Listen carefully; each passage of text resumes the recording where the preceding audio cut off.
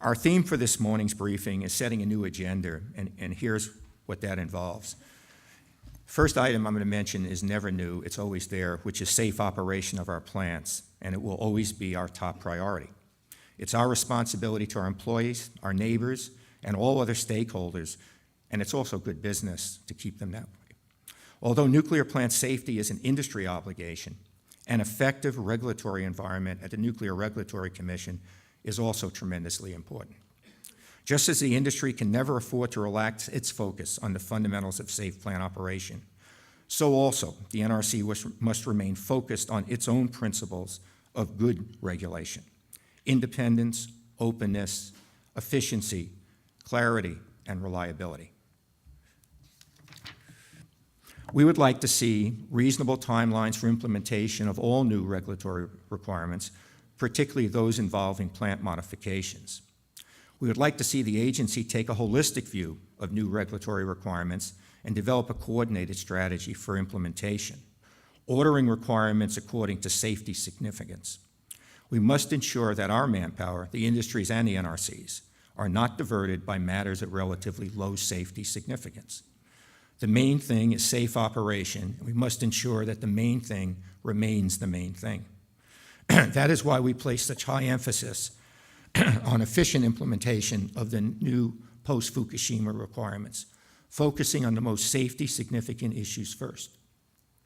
We'll work with the administration and Congress to ensure we can satisfy the two complementary and independent objectives, increasing our international market share and advocating strong non-proliferation agendas.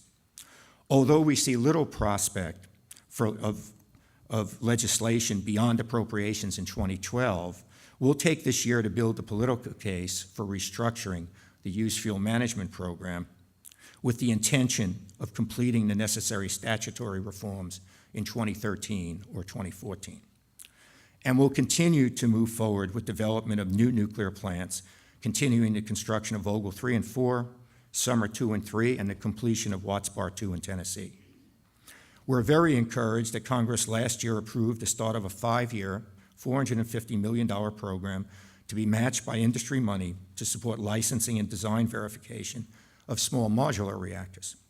This is modeled on the very successful government industry program the last decade that brought the ESBWR and the AP1000 reactor designs to where they are today. This was one of the very few new starts anywhere in the federal budget last year. We have an ambitious agenda, all designed to maintain the asset value of the operating plants and build a more durable platform for earnings in the future. I thank you for coming this morning. I'd be happy to answer any questions that you have now or as the day goes on. So thank you, and open it up for questions.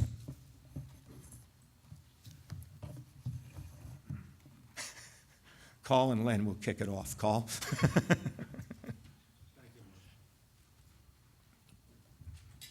Yesterday, many of us in the audience were at the EEI presentation to the financial community.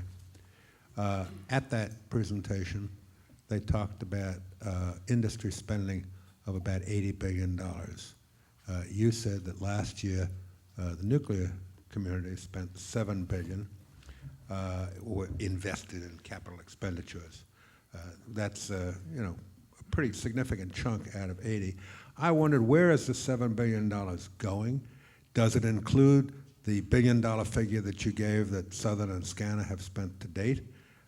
Does it include the $250 million a year for $750 million a year for the fuel program, the non-existent fuel program that they paid to the government?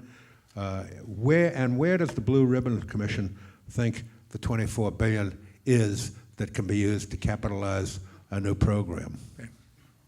I'll try and remember all parts of that call, but just help me out if I forget any. It relates to money, Marv. Okay, the first thing, the $80 billion I'm sure that EEI is talking about is $80 billion across the industry for lots of things, including transmission.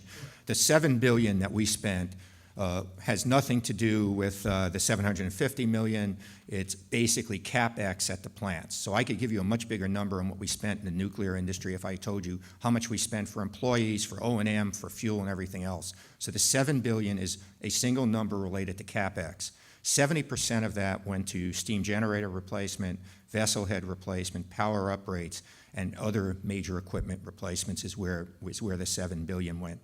What was the second part? Did that include the money spent by Southern? No, this is at the 104 operating plants. So it didn't include the contributions that the ratepayers make? No, this, again, very simply, CapEx at operating plants. And where do you see that going in the next few years? And without, without knowing what the NRC is going to propose, hopefully next month after a year's study as a result of Fukushima? Again, I think that the flex approach that we're proposing for dealing with the lessons learned from Fukushima, which again came out of a lesson learned from 9/11, is not terribly capital intensive at all.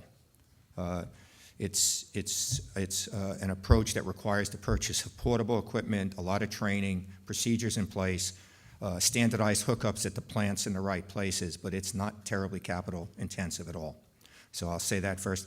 I can't answer your question too well for next year because, to be honest, it'll depend on how many steam generator replacements we're doing, how many vessel head replacements people are doing, and other capital intensive activities at the sites. We've slowed up some power up rates because of business conditions, so that may fall off a bit. But everything that we'll spend it on is increasing the value of the plant for longer term operation right now. Okay, so that's the focus of these CapEx. It's making the plant a more valuable asset for extended power operation, either by increasing the power coming out or increasing the time it's going to be operating. What was there was another. So you don't see that anything that the NRC is likely to come up with, like the 4 years for the study of earthquakes, et cetera, is going to result in large capital expenditures?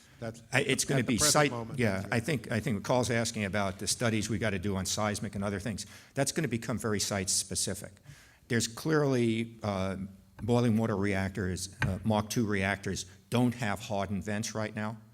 So if you're operating a Mark II, you're going to spend capital over the next 4 or 5 years installing a hardened vent.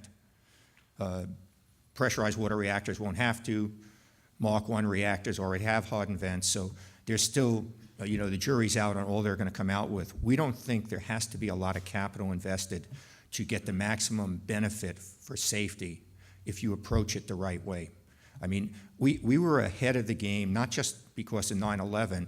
We had a station blackout rule that the NRC had required for us to deal with station blackout.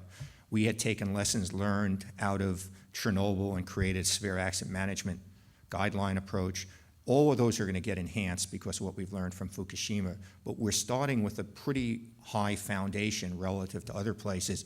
One, because of NRC requirements that we had to make sure our design basis was right, and two, because of the lessons learned we've taken from everything from 3 Mile Island through Chernobyl to Fukushima right now. Even on seismic, the plants have been upgraded for seismic over the last 20 or 30 years as we got experience from seismic events actually in Japan, to be honest, and we've taken action at our plants because we're looking at it and NRC's looking at it. And I'll mention at Fukushima, the 9.0 earthquake really did no damage to that plant from a safety standpoint. It was the tsunami. And there's serious questions whether the design basis for tsunamis was appropriate there. Len? This will be a single-part question. I thought Carl was speaking for both of you.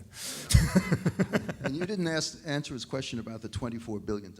Oh, okay, the $24 billion, okay. So you pay $750 million in a year. Just like Social Security and other things, the trust fund becomes sort of a way to balance the budget, and you get an IOU. All right? The challenge in a Congress that actually wants to reduce our debt is they want to keep as much money as possible. So part of the value of having a new government corporation is you would pass legislation that does that, and we're looking into other ways of doing this too. But if you get outside of what is all inside baseball in D.C., but it's called the scoring window, which is 10 years, transferring the $24 billion and what it will accrue to with interest outside that window to this new corporation is one potential way of getting access to the money. Just like the government has been doing for the last 2 years with the Federal Reserve, they'll print the money when they need it. You just got to be able to get to it. So getting access to it is what we're looking at trying to do.